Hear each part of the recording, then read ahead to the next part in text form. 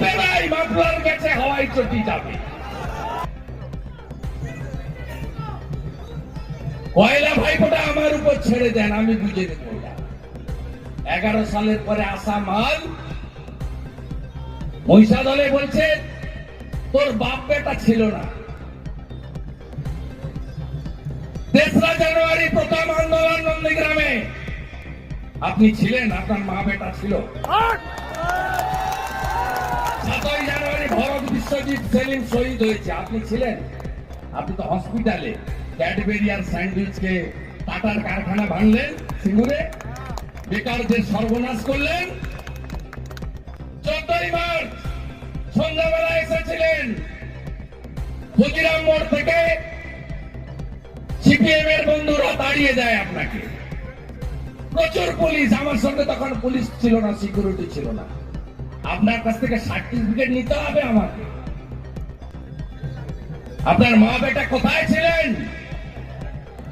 15 তারিখ সকালবেলা নন্দীগ্রাম হসপিটালে গিয়ে অজ্ঞান হওয়ার নাটক করে পালিয়ে গেছেন কলকাতায়। 13 পেঠিয়া নদী পেরিয়ে সকাল 8টায় বেরিয়ে 3:30টায় ঢুকে পোস্টমর্টম করে 14টা দেহ নিয়ে পৌঁছে দিয়েছিলাম গ্রামে গ্রামে। আপনার কাছ থেকে আমাদের সার্টিফিকেট নিতে হবে। আপনি রাজনৈতিক পরিচয়ের আগে 70 সাল থেকে শিশির অধিকারী কাঁথি পুরসভার চেয়ারম্যান। আপনার দলের তৈরির আগে 95 থেকে আমি কাউন্সিলর। আমাকে আক্রমণ করা মানে, আমাকে অপমান করা মানে কি আপনাদের অপমান নয়? মেদিনীপুরের অপমান নয়? এই কলকাতার ফাঁদ বাড়িতে থাকা লোক আমরা গায়ের লোক বলে, পান্তা মুড়ি খাওয়া লোক বলে,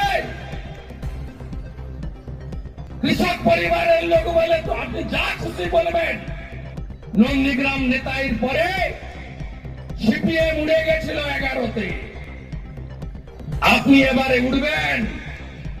35 সিট বিজেপি পাবে, আপনার সরকার ফেলবো। কয়েক মাসের মধ্যে আপনাকে প্রাক্তন মুখ্যমন্ত্রী করব। আপনার অবস্থা হেমন্ত সোরেন, অরবিন্দ কেজরিওয়ালের মতো হবে।